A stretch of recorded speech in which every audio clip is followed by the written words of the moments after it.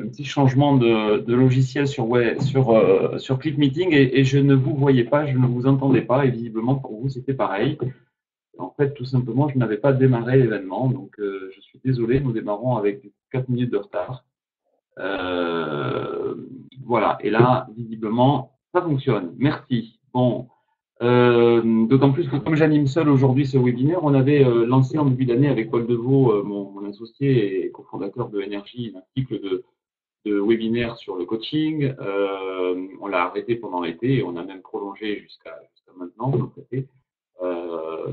Et là, on s'est décidé pour un format un petit peu différent, c'est-à-dire c'est pas le soir, c'est entre midi et deux. Vous me direz ce que vous en pensez. Voilà, un format plus court, mais dans lequel je voudrais qu'on laisse une plus grande part à la discussion et à la réponse aux questions. Donc, n'hésitez pas à me poser des questions dans le chat. A priori, plutôt une fois que cet exposé sera terminé. Je vais avoir du mal à les lire en même temps que je vous raconte. Ou peut-être on fera une ou deux pauses dans le webinaire pour que vous puissiez poser vos questions. Voilà, le sujet ce qui me tenait à cœur et dont j'avais envie de vous parler aujourd'hui, c'est celui de l'impertinence du coach. Le mot est peut-être pas d'ailleurs le mieux choisi qui soit, puisque quand on parle d'impertinence, il s'agit ni d'être désagréable, ni d'être hautain, ni d'être quoi que ce soit, et surtout pas de ne pas être pertinent, mais plutôt d'essayer de décadrer, de décaler en fait la vision de l'équipe et que le coach serve à opérer ce basculement de cadre de référence que l'on peut souhaiter et qui fait, à mon avis, toute la puissance du coaching. Voilà, donc le sommaire que je vous propose, il est simple, parler un petit peu de l'insight dans le coaching, parler de ce que nous appelons, nous, justement, cette impertinence du coach, et puis faire un zoom sur deux choses particulières, deux aspects particuliers qui permettent de c'est l'écoute spécifique que le coach va avoir, et vous verrez, je parlerai en particulier de deux d'entre elles. Et le moment de la confrontation, j'aurais pu appeler ça le moment de la bascule, c'est-à-dire le moment où le coach va tendre le miroir à l'équipe, un petit peu comme il peut le faire dans le coaching individuel, mais là, il le fait à toute l'équipe. Et c'est ce moment où tout peut se jouer pour le meilleur et pour le pire parfois. Et puis on terminera par une petite offre spéciale webinaire. Il nous reste 3 places dans le prochain cycle de coaching d'équipe. Et donc on voudrait vous faire profiter d'une offre spécifique pour ceux qui auront la patience de nous écouter jusqu'à la fin.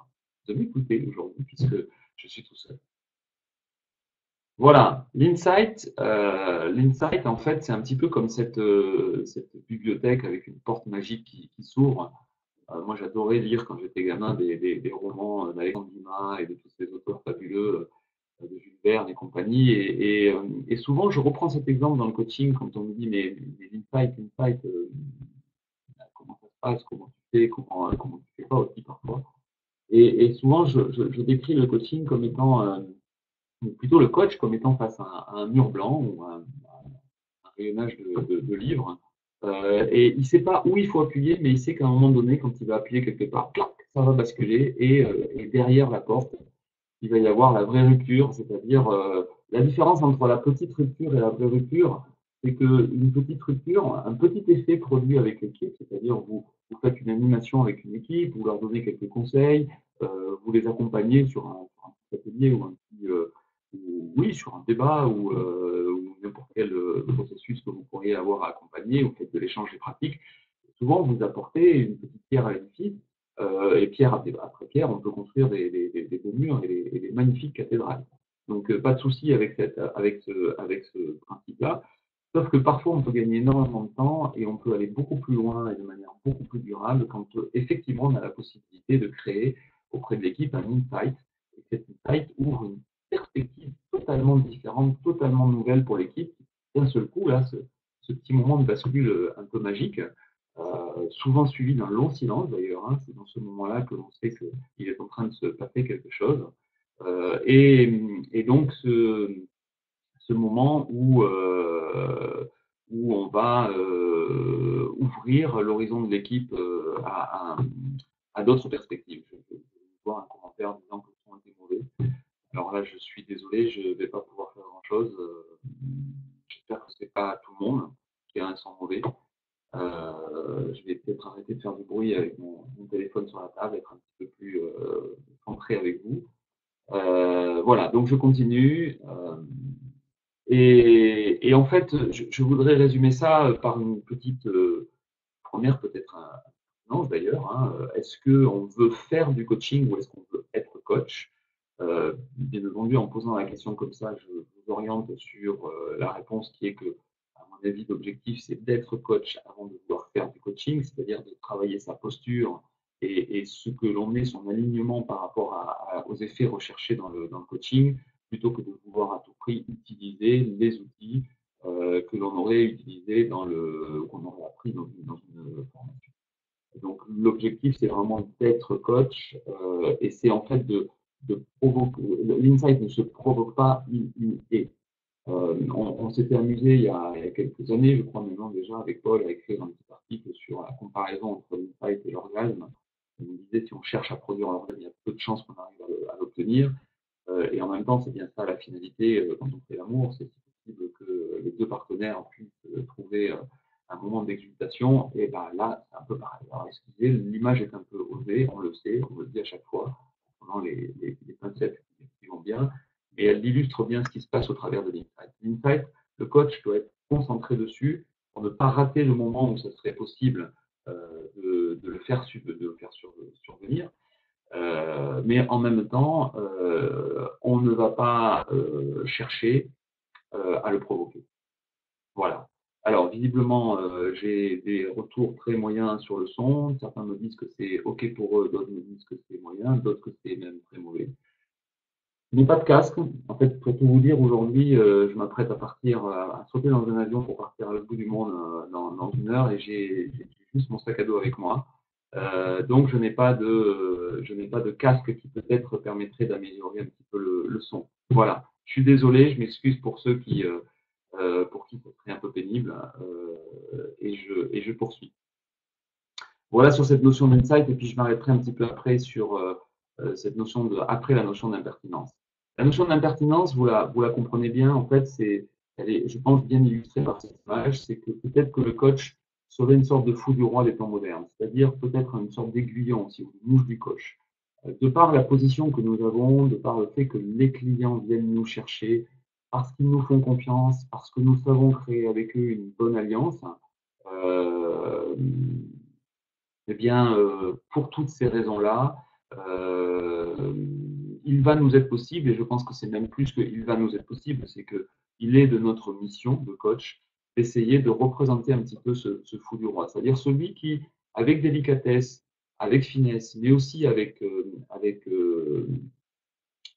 persistance, on va dire, hein, va oser renvoyer à l'équipe, renvoyer aux managers de l'équipe, renvoyer aux équipiers des points, des rayons du miroir, hein, des reflets dans le miroir qui vont permettre à l'équipe de ou qui vont peut-être permettre tout simplement de dire tout haut ce que beaucoup savent ou disent tout bas, mais n'osent jamais dire. Peut-être que le coach, par ses tours de main, va arriver à montrer à l'équipe des angles morts, des points aveugles dont on reparlera tout à l'heure. Et donc, si il veut être un bon coach pour son client, je pense qu'il doit avoir cette posture délibérément fou du roi, donc délibérément impertinent. La deuxième chose que le coach doit faire, c'est qu'il doit libérer les contraintes. Donc, il a cette mission effectivement de briser les chaînes. Et on sait dans les équipes, tout particulièrement dans les équipes, hein, c'est exactement la même chose en coaching individuel. On est bien d'accord, on pourrait faire une conférence sur le thème de l'insight dans le coaching individuel. D'ailleurs, souvent, on en parle plus dans le coaching individuel que dans le coaching d'équipe.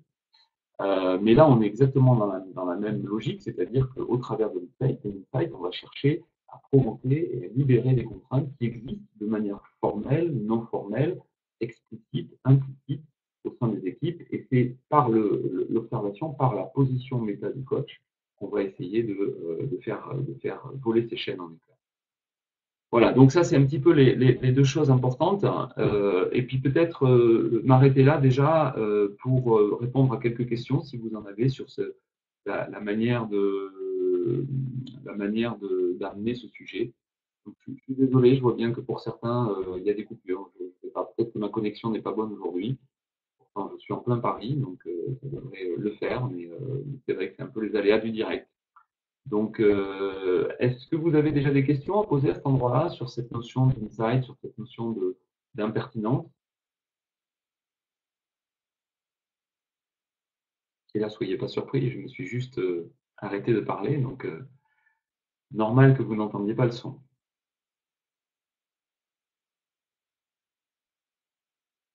Non? Ah, Lise est en train de nous envoyer un petit message. Pas de questions pour le moment. Bon, allez, je continue alors. J'espérais en avoir une. Bien écoutez, je continue et puis on les prendra au fur et à mesure qu'elles viendront dans la suite de la conférence. Voilà, les deux choses sur lesquelles j'aimerais, parce que finalement, bon, c'est bien gentil tout ça, mais alors, comment est-ce qu'on le provoque? Alors, je n'aurai certainement pas la prétention en 20-25 minutes de vous, excellent, Fabien. Non, écoute, je te répondrai tout à l'heure. Je n'aurais pas la prétention de faire le tour complet de ce sujet parce que c'est pour nous un sujet qui est extrêmement important dans notre méthode et donc on y revient très régulièrement pendant les cycles sur lesquels on partage notre expérience avec les coachs qui viennent, qui ont le plaisir et l'honneur de se former chez nous. Mais j'aimerais bien vous amener sur deux endroits particuliers. Le premier endroit, c'est qu'effectivement, pour pouvoir être centré, alors non pas sur je veux provoquer un insight, mais si l'étincelle passe, je veux la voir passer et je veux pouvoir la saisir, eh bien, il va falloir que le coach se mette dans une disposition d'écoute très particulière et qui va le différencier complètement de ce que peut être la posture d'un animateur ou d'un consultant. Hein. Je n'ai rien ni contre les animateurs ni contre les consultants. J'ai fait de l'animation, j'ai fait du conseil. Donc, pas question de renier une partie de moi-même. En même temps, quand on est coach, on n'est ni animateur ni consultant, on est coach. Et donc, effectivement, je pense qu'il y a un moment où on va, par cette position de préméta, par cette capacité à saisir les processus, à saisir ce qui se joue en dessous de la ligne de la conversation, c'est grâce à ça et grâce à cette écoute très spécifique qu'on va pouvoir peut-être montrer qu'un insight est en train de passer à l'équipe ou tendre le miroir d'une certaine façon à l'équipe qu'elle puisse voir quelque chose qui la fasse vraiment progresser. Voilà. Alors, bien, quatre niveaux d'écoute que nous avons différenciés. Je vais aller très vite sur les deux premiers qui ne m'intéresseront pas aujourd'hui. L'écoute de l'explicite, c'est-à-dire justement l'écoute de la conversation, l'écoute de ce que les gens se racontent. La deuxième, c'est l'écoute empathique des émotions, c'est-à-dire effectivement l'écoute des émotions qui circulent, des émotions qui peuvent circuler d'ailleurs entre le coach et l'équipe, entre le manager de l'équipe et l'équipe, entre plusieurs personnes de l'équipe. Ces émotions, vous pouvez les capter à plein de moments différents dans votre coaching d'équipe, mais ce n'est pas non plus là-dessus que je voulais m'arrêter aujourd'hui. Je voulais aller déjà sur le troisième niveau d'écoute, qui est l'écoute du cadre de référence.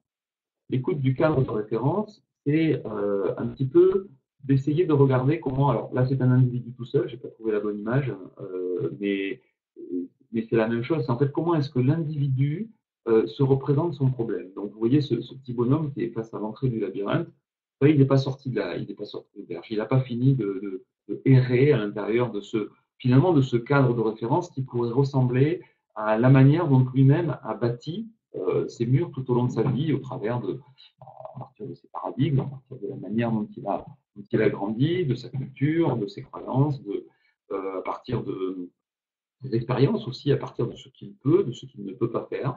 Donc chacun d'entre nous s'est bâti son propre labyrinthe, on le sait. Et si en général on va avoir un coach, c'est parce que justement on n'arrive pas à sortir du labyrinthe et qu'on aimerait bien que quelqu'un nous aide que quelqu'un nous aide à progresser là-dedans et à nous, à faire en sorte que nous puissions trouver, et si possible de manière autonome, la sortie de ce labyrinthe. Donc, l'écoute du cadre de référence, c'est écouter comment la personne ou comment l'équipe s'est elle-même créé l'espace problème, c'est-à-dire le problème dont elle parle, le problème pour lequel elle a appelé un coach, la question qu'elle se pose, le progrès qu'elle veut faire. Si elle ne les a pas fait toute seule, cette équipe, si elle a eu besoin d'un coach, c'est probablement parce qu'effectivement, il y a des endroits où elle tombe dans des impasses. Et ce qui va être intéressant, c'est en prenant une position méta, de regarder comment l'équipe s'est créée elle-même cet espace problème. Et la photo me plaît bien de ce point de vue-là parce que finalement, vous, en tant que coach, ce que vous devez, c'est avoir cette vision d'ensemble. C'est-à-dire non pas être comme le bonhomme qui probablement ne voit que les deux murs, mais vraiment être dans cette capacité, dans cette prise de hauteur qui permet de regarder la vision d'ensemble. Alors, on ne peut jamais tout voir, hein, jamais la prétention de tout voir, mais en tout cas d'avoir peut-être de part la neutralité, du part du fait que je n'ai pas d'intention, qu'il n'y a pas d'enjeu pour moi, autre que de réussir le coaching pour le client, mais il n'y a pas d'enjeu dans la situation là qui est en train de se dérouler devant moi. Eh bien, c'est ce qui me donne la possibilité de prendre de la hauteur et de voir l'ensemble du labyrinthe. Donc oui, effectivement, il s'agit d'identifier des normes, des croyances, des points d'appui aussi, mais tous les points d'appui, hein, dans ce labyrinthe, il y a des endroits où, paf, paf, on va pouvoir avancer vite. Hein. Et puis peut-être que ce petit bonhomme qu'on voit là, peut-être qu'il court vite, donc il a des points d'appui. Et puis peut-être qu'il a le sens de l'orientation. Donc on va voir et on va appuyer d'ailleurs, hein, sur tous ces points d'appui positifs. Parce que ça fait aussi partie du bon cadre de référence. Et on sait que toutes les croyances que nous avons, qui nous servent à avancer dans la vie, elles ont aussi des limites, elles ont aussi des zones d'ombre qui font qu'on ne voit pas certaines choses, qu'on ne peut pas les percevoir. Donc effectivement, le coach va essayer de non plus cette fois-ci écouter le contenu de la conversation, ni même les émotions qui se jouent, mais vraiment la façon dont le problème se construit. Donc l'équipe réfléchit elle-même à la recherche de solutions. Je ne sais pas répondre à la question d'Ahmed sur combien de temps dure cette écoute. C'est difficile parce que ça va vraiment dépendre des phases du coaching d'équipe. Il y a des moments où vous êtes en prise avec le groupe, c'est vous qui conduisez, vous animez, vous facilitez, donc c'est un peu plus difficile d'avoir cette position méta. Donc là, je suggérerais peut-être que, par exemple, vous preniez un peu de recul entre deux séquences d'animation pour réfléchir à ce qui s'est joué. Je crois que je vais ne pas rajouter de problème au problème, je vais fermer ma fenêtre.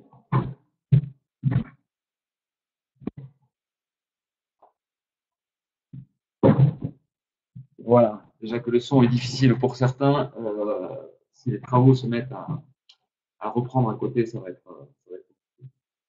Voilà, donc, et puis à certains moments, parce que vous allez être dans un débat, parce que vous allez lancer l'équipe sur une réflexion et que vous allez vous mettre un petit peu en recul, en retrait, en position très basse par rapport au groupe, eh bien, vous allez pouvoir à ce moment-là, pendant une phase un peu plus longue, vous centrer vraiment sur cette écoute des processus.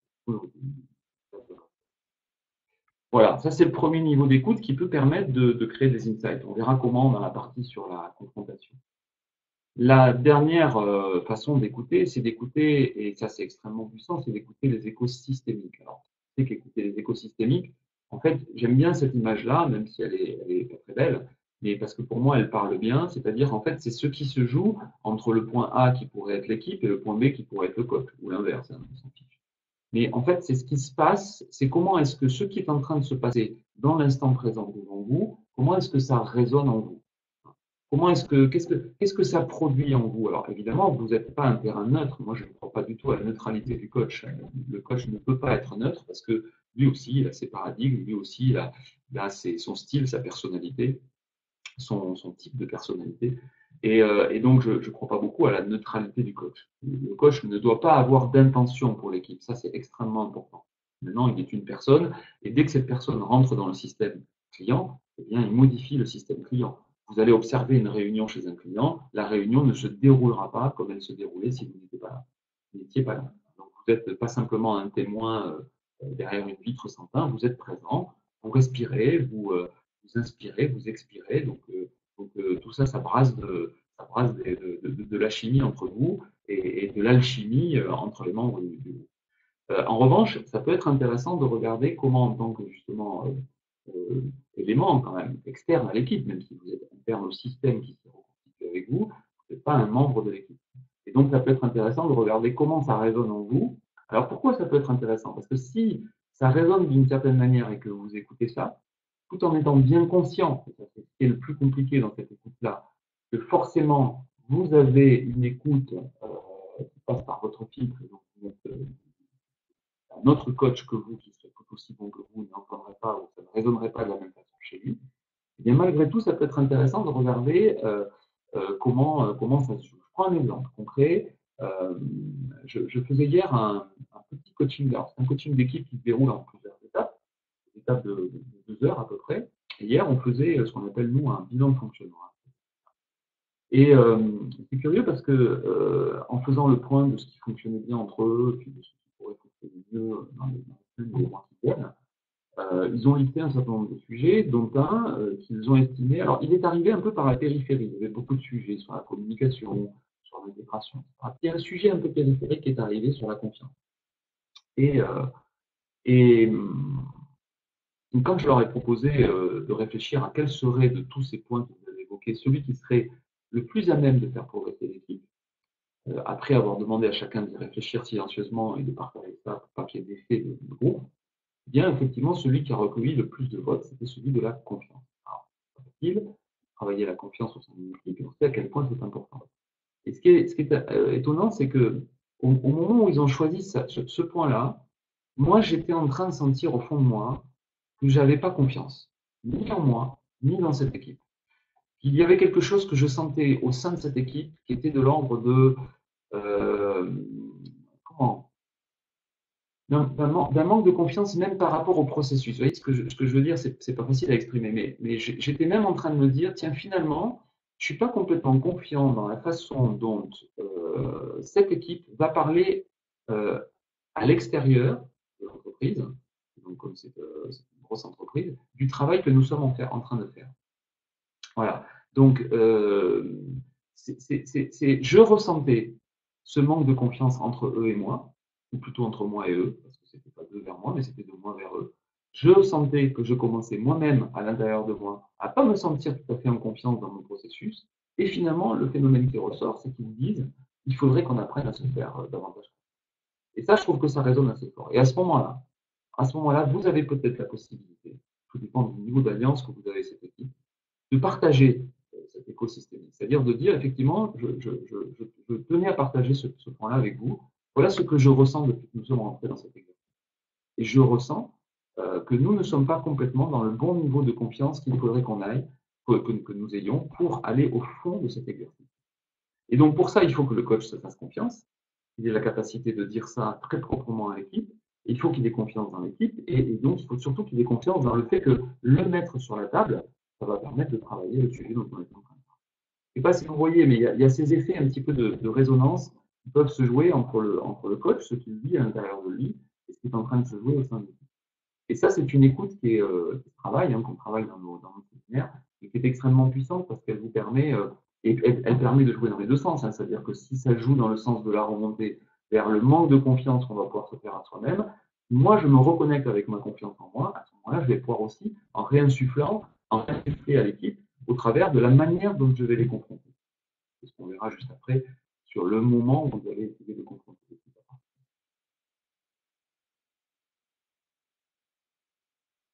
Je viens essayer. J'ai un petit peu peur que pour ceux pour qui le son est pas bon, c'est que ce soit parce que je suis sans casque.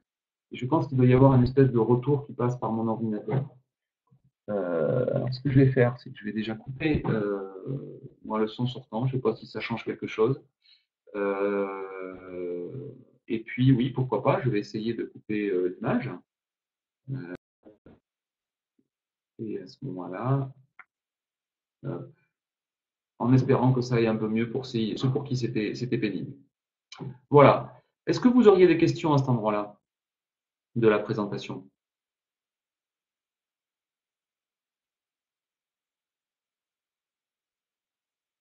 Ah, oui, c'est possible qu'effectivement le son sortant ait provoqué un phénomène d'écho. Et donc je suis bien désolé parce que ça, j'aurais pu le faire dès le début.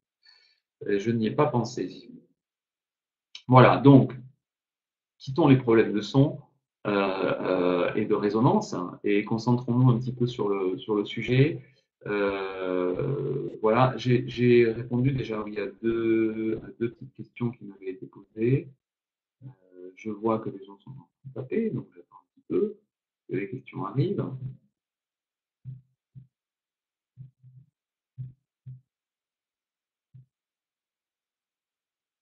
Oula, je vois qu'il y a plein de gens qui tapent, mais vous tapez des romans.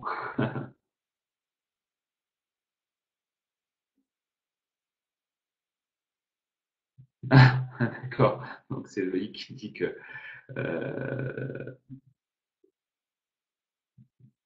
alors, comment as-tu fait partager ton écho auprès du groupe d'hier? Alors, je vais être très honnête avec vous. Hier, je ne l'ai pas partagé. Donc, du coup, je remets peut-être la vidéo, vous me direz si ça change rien. La question est très bonne, Lionel. Et effectivement, hier, je ne l'ai pas partagé pour une raison simple. c'est que je n'avais pas, avec l'équipe, le niveau d'alliance suffisant et surtout, il n'y avait pas en face de moi la maturité suffisante. En fait, c'est un travail que je fais avec l'équipe de management de cette entreprise locale, c'est un grand groupe. Là, c'était la première fois que je travaillais avec les 10 N-1 de ce petit noyau. Par contre, je l'ai partagé avec le noyau avec lequel je suis en confiance. Enfin, en tout cas, je suis en alliance. Et donc, j'ai partagé ça avec eux. Et donc, dans la prochaine réunion, si ce phénomène se reproduit, alors à ce moment-là, je pourrais le partager. On va y venir tout à l'heure. Je considère que ça fait partie des conditions de réussite de partager quelque chose avec l'équipe et que l'équipe ait la capacité de le voir. Ce qui veut dire effectivement, oui, je pense que pour être impertinent, il faut un minimum d'alliance. Et effectivement, Lise, je pense que ce qui peut se jouer dans l'équipe, alors je ne sais pas si c'est exacerbé dans la relation avec le coach. En tout cas, je pense que tout est dans tout. Et donc, en étant centré sur ce type d'écoute, c'est pas miraculeux. Hein, c'est-à-dire qu'il faut pas, comme chaque fois qu'on découvre un truc, on est un peu à la recherche à chaque fois de est-ce que ça va marcher. Alors, ça marche et ça marche pas. Il y a des moments où ça ne marchera pas. Mais en tout cas, ce qui est important, c'est de se dire que cela fait partie comment dire, des possibilités que vous avez, des manières que vous avez dans votre posture d'être un bon coach au travers de ce qui se joue avec l'équipe. Donc, je ne sais pas si ça exacerbe, mais en tout cas, il y a une notion de reflet. En fait, c'est un peu comme si le coach était un miroir. L'équipe rayonne, elle envoie des rayons, et au travers de votre miroir, il y a un rayon qui a frappé un peu fort, que vous avez vu, et vous allez le retendre un petit peu vers l'équipe. Voilà. Alors, alliance au sein d'un petit groupe, alors non, je crois pas. Je pense que c'est l'alliance entre le coach et le groupe qui est importante. Peu importe, je dirais à la limite, l'alliance qui existe entre eux, il faut qu'il y ait un minimum de maturité, donc vous allez envoyer des choses un peu fortes. Mais surtout, ce qu'il faut, c'est qu'il y ait une alliance, c'est-à-dire que je ne vous vois pas débarquer comme une espèce de stronghold qui, dès la première réunion, commence à balancer des trucs, parce que ça peut parfois être un petit peu confrontant, on va le voir. Je répondrai à la question de l'instrumentalisation juste après. Alors, non, je vais y répondre maintenant. Alors, effectivement, je ne sais pas, Yacine, ce que tu appelles par instrumentalisation. Mais effectivement, de toute façon, le travail de coaching nécessite un vrai travail personnel du coach. Il doit bien se connaître. Il doit savoir aussi comment, parce que dans cette résonance systémique, hein, vous le voyez, il y a le point A, il y a le point B, et les deux sont pris dedans. Hein. Donc, si vous vous connaissez bien, si vous savez quels sont les endroits sur lesquels ça vous chatouille, tiens, je prends un autre exemple. La semaine dernière, une journée de coaching d'équipe avec une équipe que j'ai accompagnée déjà plusieurs fois, et une équipe très aérienne, très dans la créativité, très exubérante, qui adore jouer, qui adore inventer des façons nouvelles de répondre aux défis qui sont. Et en milieu de matinée, on avait fait un jeu assez long qui permettait d'amener un outil que je voulais partager avec eux, qu'on appelle l'Advitam, et qui permet de modéliser le système d'objectifs de l'équipe. Et donc, dans ce jeu-là, ce qui était un jeu de tour en Lego, un petit peu complexe, un jeu qui dure 3 quarts d'heure, donc un jeu qui n'est pas simplement un warm-up, qui est vraiment un jeu sur lequel on essaye de décortiquer les choses. Ils étaient tellement dans la créativité, il y a un moment donné où moi, je leur demandais dans les consignes de m'acheter des Legos et donc de dire combien ils ont acheté. Et en fait, ils ne m'achetaient pas des Legos, ils piochaient dans mes poches et ils prenaient des poignées de Legos et ils construisaient leur tour. Et en fait, à un moment donné, ça m'a gonflé, il n'y a pas d'autre mot. C'est-à-dire que ça m'a déstabilisé. Là, pour le coup, il faut bien être attentif à deux choses. Un, à ce qui est de l'ordre de je me laisse moi déstabiliser parce que ça m'agace un peu qu'on ne respecte pas ma règle du jeu. Et là, c'est bien de moi qu'on parle et pas du tout de l'équipe. Et en même temps, on parle aussi de l'équipe. Parce que ce que je vis là, à ce moment-là, moi, avec l'équipe, probablement que d'autres le vivent avec cette équipe-là.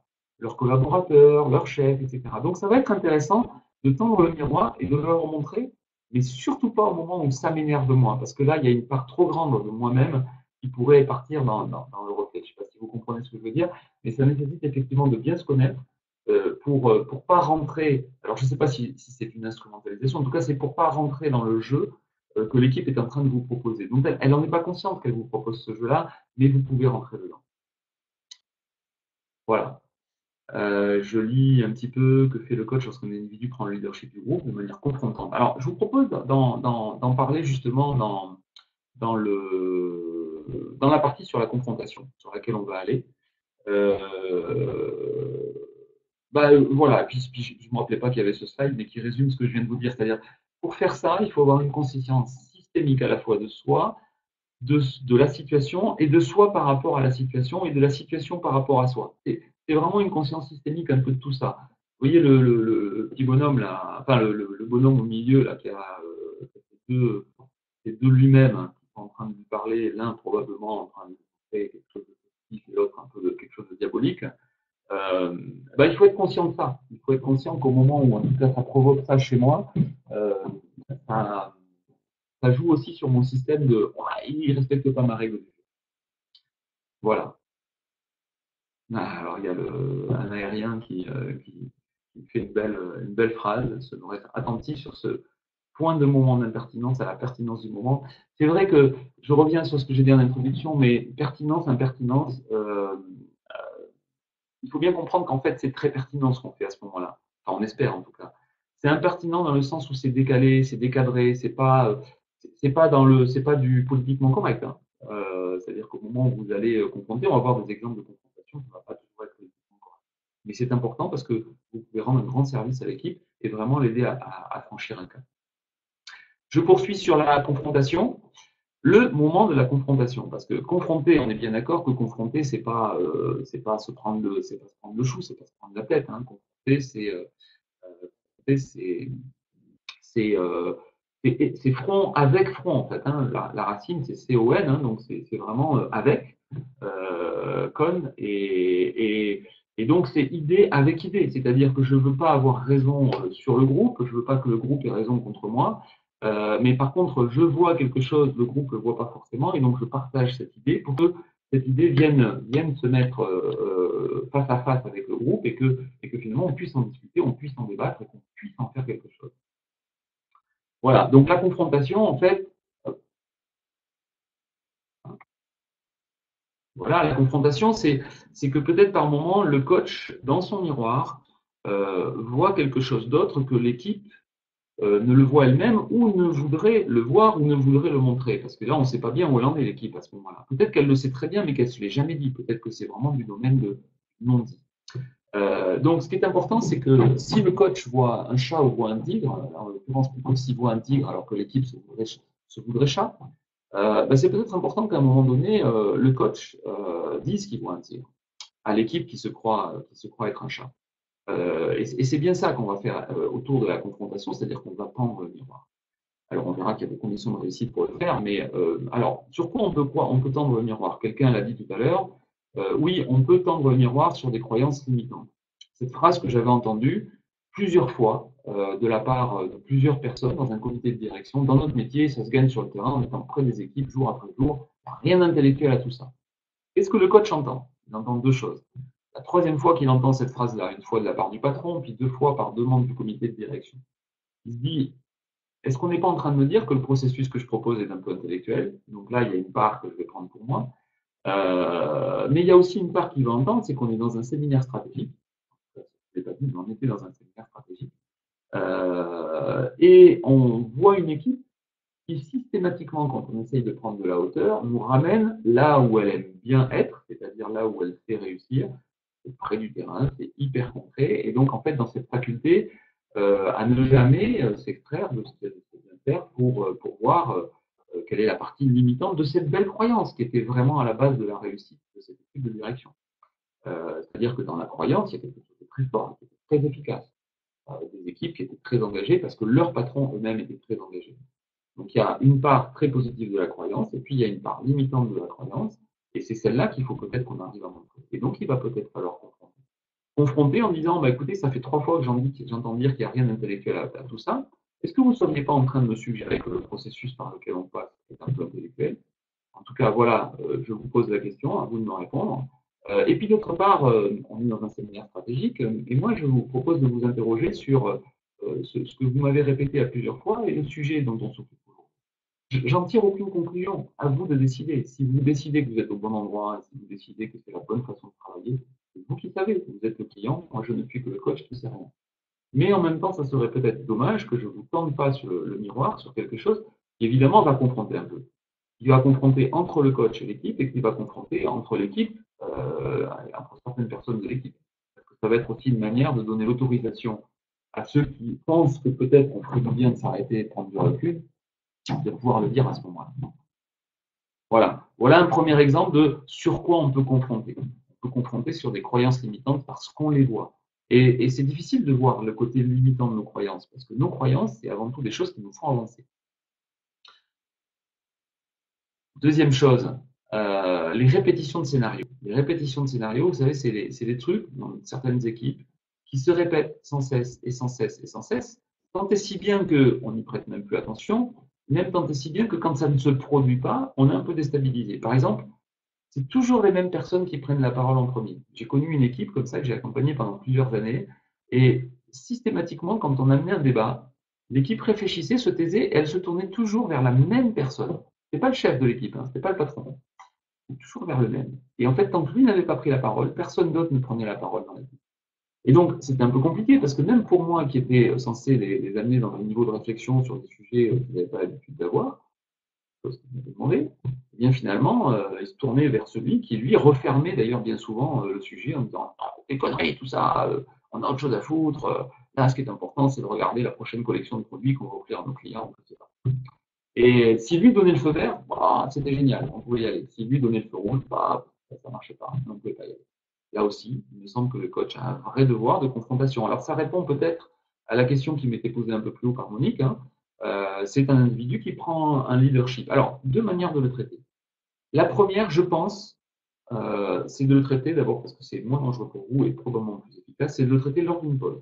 Quand on fait du coaching d'équipe, on fait aussi ce qu'on appelle du coaching dans le décor, c'est-à-dire qu'on fait du coaching lors de toutes les pauses. On fait du coaching le soir quand on prend l'apéro, on fait du coaching le soir quand on va dîner, on fait du coaching tout le temps. C'est pour ça que le coaching d'équipe, c'est un peu épuisant, c'est pour ça qu'il faut vendre ces journées très chères, parce que c'est une vraie prestation à valeur ajoutée. Donc, premier niveau, c'est peut-être d'aller faire un coaching dans le décor.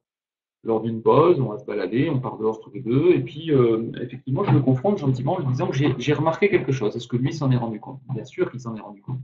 Mais je lui montre que je l'ai vu. Et à partir de là, je vais peut-être pouvoir, par la confrontation avec cette personne-là, trouver une nouvelle façon de fonctionner qui soit plus en adéquation avec les objectifs que nous sommes.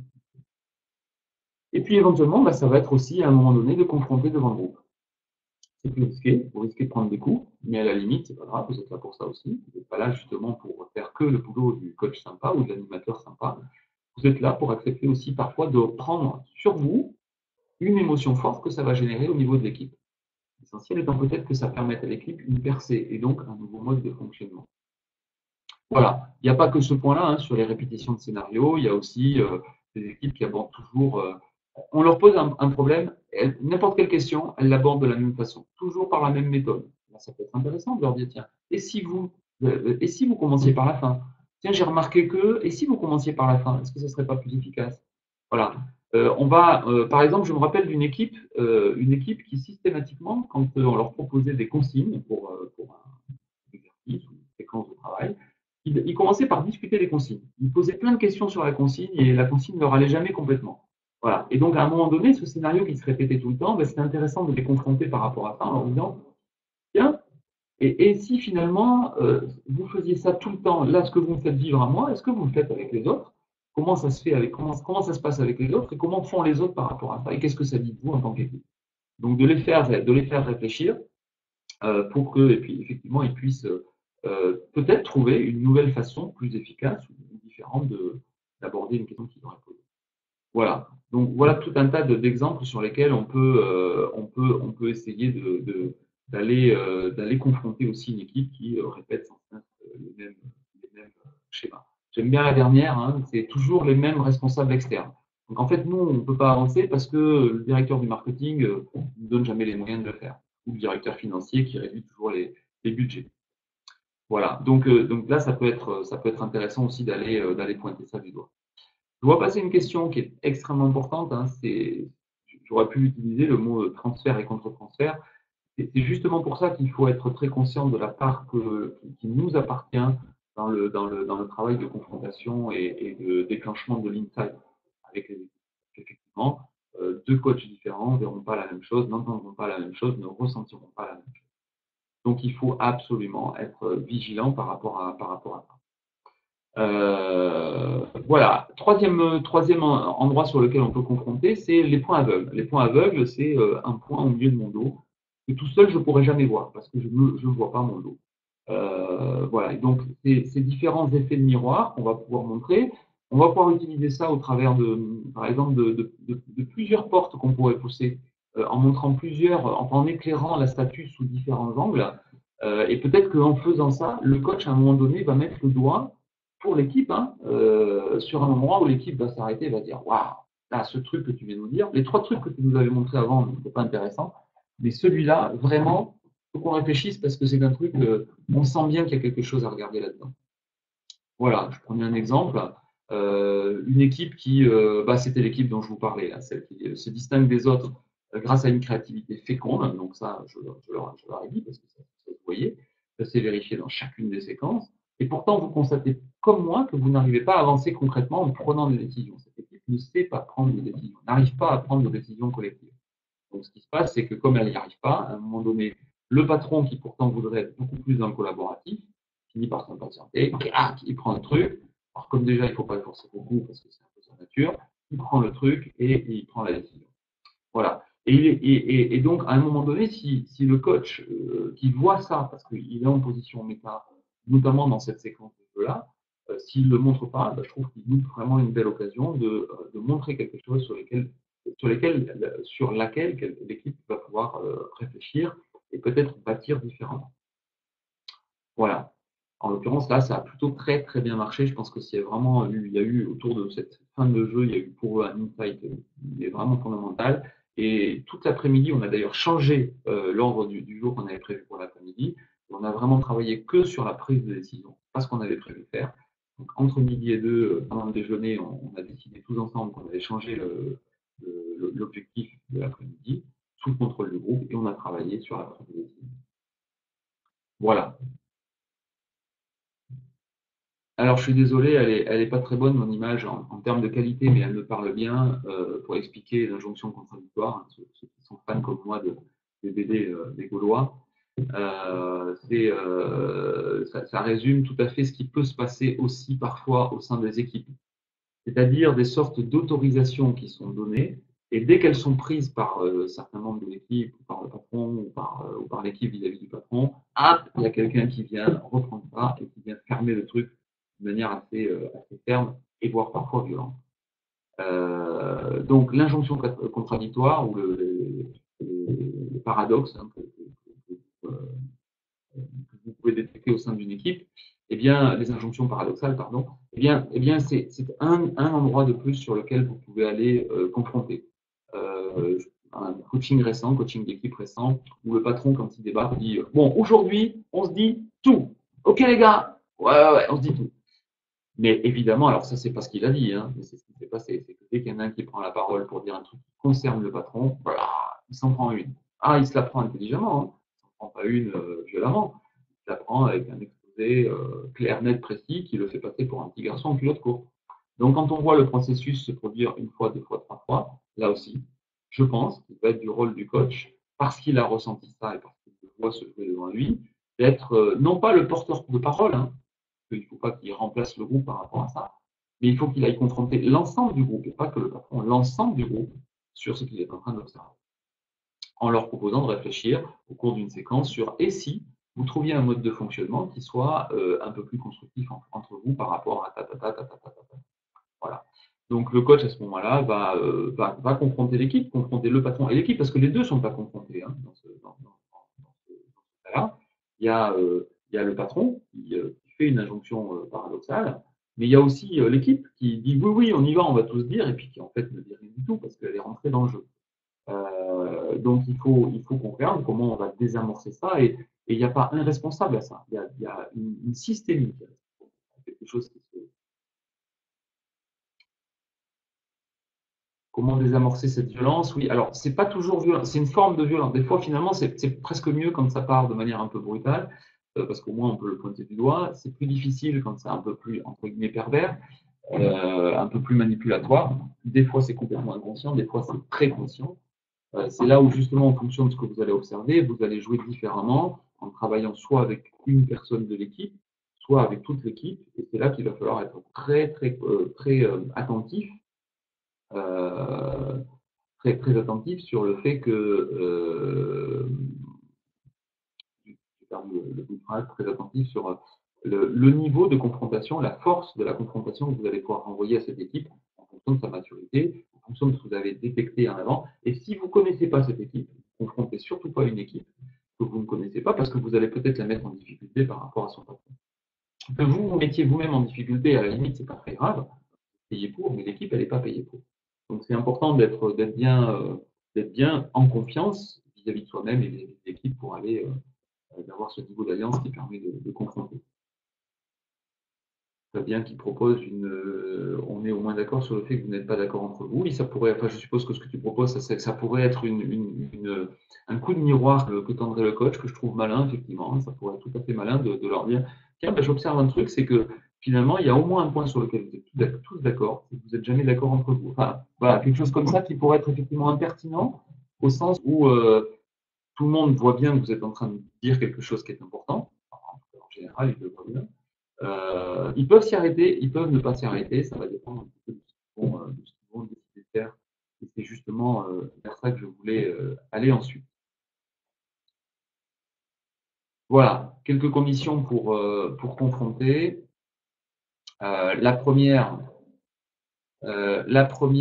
excusez-moi.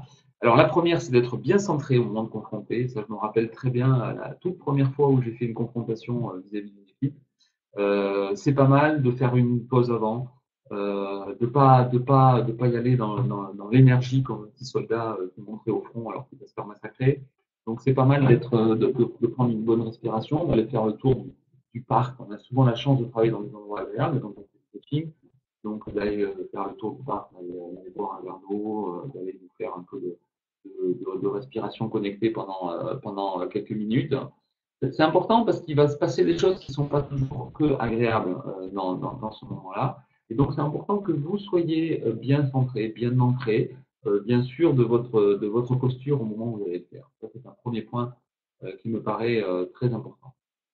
Le deuxième point, c'est d'avoir, on en a parlé suffisamment, je pense, la bonne alliance, la bonne confiance avec l'équipe et son manager.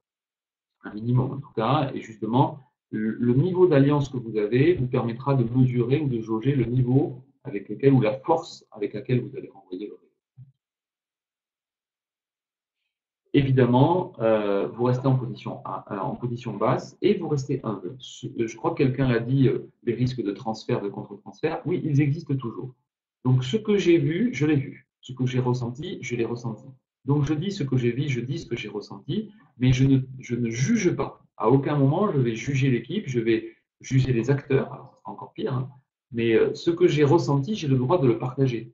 Voilà, je voulais partager avec vous, si vous m'autorisez, un point que j'ai ressenti dans cette discussion que nous venons d'avoir.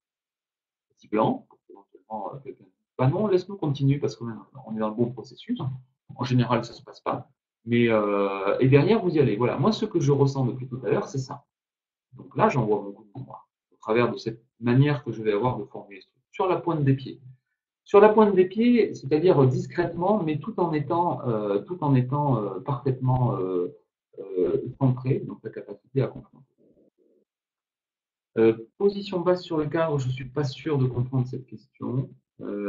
J'aurais tendance à plutôt penser que le coach tient le cadre, donc il est plutôt en posture haute sur le cadre. Il est le garant du cadre qu'il a posé au début de son coaching. Mais peut-être que j'ai pas bien compris la question. En tout cas, la position basse, c'est vraiment l'humilité avec laquelle vous allez aller vers l'équipe pour partager ce moment de confrontation avec eux. Oui, c'est ça, on est d'accord. Hein, plutôt haute sur le cadre et basse sur le contenu. Tout à fait, c'est tout à fait ça. Sur le contenu, bah, j'y vais quand même, j'y vais quand même de manière assez délicate. Je vais terminer, je réponds à la question d'Ahmed tout de suite après. Voilà. Et tout ça, alors ça vous, oui, pardon, excusez-moi. Et donc, vous allez calibrer la force du rayon aussi en fonction, on l'a dit à plusieurs reprises, de la maturité de l'équipe que vous avez en face de vous. Et donc, pour ça, il faut l'avoir détecté, soit en amont, soit pendant les séances.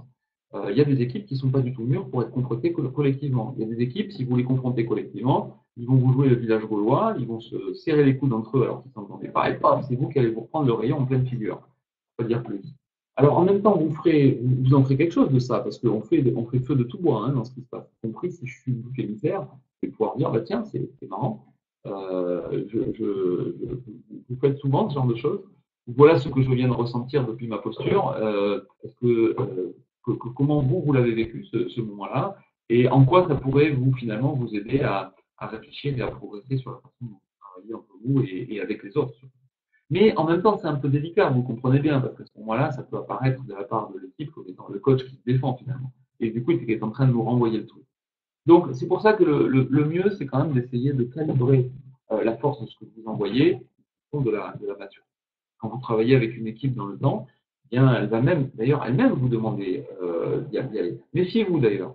Méfiez-vous de ceux qui vous disent non, mais vas-y, n'hésite pas, confronte-nous, hein, tu peux tout nous dire. Hein. Surtout ceux que vous ne connaissez pas au départ. Hein. Souvent une façon de vous dire fais gaffe à ce que tu vas nous dire. Voilà. Et le dernier point, c'est de tenir bon sur ses positions tout en restant souple. C'est-à-dire, c'est d'y revenir. Parce que probablement que ce que vous avez vu, vous avez eu raison de le voir, et il y a quelque chose à en faire. Donc, si ça ne prend pas, c'est-à-dire, vous voyez, dans la première image, il y avait la bibliothèque, on l'a poussé un peu. Si ça ne prend pas une première fois, parce que, eh ben, acceptez, lâchez, ne vous entêtez pas.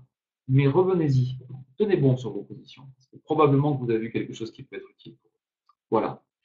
Alors, et si le manager refusait d'être hors de la confrontation, alors, comment ça, hors de la confrontation ou si le manager refusait d'être dedans, qu'est-ce que. Je ne sais pas. Alors, oui, le manager pourrait refuser la confrontation, il pourrait stopper, il pourrait dire écoutez, non, là, Franck, je ne comprends pas, je ne comprends pas où tu nous amènes. Donc là, dans ces cas-là, ça veut dire que vous avez probablement franchi une ligne qui n'est pas acceptable pour lui. Donc, vous allez repartir dans vos 22, continuer à observer. Par contre, vous allez y revenir dès la première pause. C'est super important. En revenant en disant j'ai senti que dans mon intervention, il y a quelque chose qui a été délicat pour toi. Par contre, il faut absolument qu'on en parle. Qu'est-ce qui se joue, en quoi c'était délicat pour toi et comment je peux t'aider. Mine de rien, probablement que vous avez touché quelque chose du doigt. Il se peut aussi que de temps en temps, le manager accepte ou même vous demande que la confrontation se passe sans lui, parce qu'il estime que peut-être, ou vous estimez, vous, en tant que coach, qu'il y a d'abord des choses qui doivent se régler entre les équipiers sans que ça passe systématiquement par le manager. Donc tout est possible, c'est une question de choix, c'est une question d'appréciation. Ça fait que notre métier est un métier parce qu'il n'y a pas de recette magique permanente. Voilà. Est-ce que vous avez d'autres questions? Il y en a eu pas mal. Donc, je vois les questions arriver. Je fais ma petite page de pub quand même, avant que vous déconnectiez tous à 13h45. Allez plus loin avec nous. Si ça vous intéresse, eh bien, n'hésitez pas. Je vous laisserai découvrir ce qui différencie notre école de toutes les autres écoles de coaching, mais quand même se différencie toutes parce qu'elles sont excellentes. La nôtre est aussi excellente parce que les autres sont excellentes. Donc, je vous laisse découvrir ça tranquillement. Notre offre, il y en a deux cycles de base, un au coaching d'équipe et l'autre au coaching individuel. Ces deux formations s'appuient comme les autres d'ailleurs sur le modèle qui est le modèle des 4 énergies qu'on développe largement sur le site. Vous avez envie d'y aller, ou si vous êtes déjà connecté à des précédentes conférences, vous en avez entendu parler. Voilà, on offre aussi un séminaire de 4 jours qui permet de se spécialiser pour les coachs. Et puis un module sur vendre le coaching. Et donc la petite proposition d'aujourd'hui, c'est qu'il nous reste 3 places dans le prochain séminaire qui commence fin novembre. Donc on a 9 inscrits et on peut monter à 12. Donc si vous êtes intéressé, si vous voulez vous engager, les 3 premiers qui s'engageront. Alors on leur offre pas un prix sur cette formation-là parce qu'on trouve que ça serait pas juste pour ceux qui se sont déjà inscrits avant. En revanche, on vous offre 50% de remise sur la formation qu'on vient de lancer cette année en 2018 sur vendre le coaching et qui démarrera au printemps prochain. Voilà. Donc ça vous permet d'avoir une offre promotionnelle si vous vous inscrivez sur les 3 dernières places que nous avons, formation coaching d'équipe. Sachant qu'il y a un truc qui est important à lire là-dedans, c'est pour ça que je vous ai mis toutes les dates, c'est que chez nous, on peut suivre les modules dans le désordre. Donc, vous pouvez démarrer la formation en décembre, parce que vous n'êtes pas libre en novembre, poursuivre en janvier et en avril avec l'air et le feu, et venir faire la terre début avril avec le groupe d'après. Vous commencez en janvier sur l'air et le feu, et vous venez faire la terre et l'eau en avril et en mai, ou avec le groupe suivant qui démarrera au printemps prochain. Donc là, on a, pour ceux qui hésiteraient à cette formule-là, on a de très nombreux coachs qui l'ont suivi dans le désordre. On a vraiment fait attention à ce qu'elle soit bien séquencée comme ça, et ça marche très bien. D'autant plus qu'on envoie systématiquement des e-books avec le contenu. Alors, ça, c'est nouveau, hein, on ne le faisait pas, mais depuis septembre, on le fait. Donc, le contenu, vous en disposez avant, et donc, quand on vient en formation, c'est vraiment pour s'entraîner. Du coup, on peut très bien avoir lu l'e-book sur la Terre et venir suivre sans aucune difficulté le séminaire sur l'eau. Voilà, 13h46. Donc, je tiens mon engagement de déterminer à 45. Je vous remercie de votre attention et n'hésitez pas à nous contacter sur l'adresse, sur le site où vous avez une fiche de contact, sur le site Énergie. À très bientôt les uns et les autres.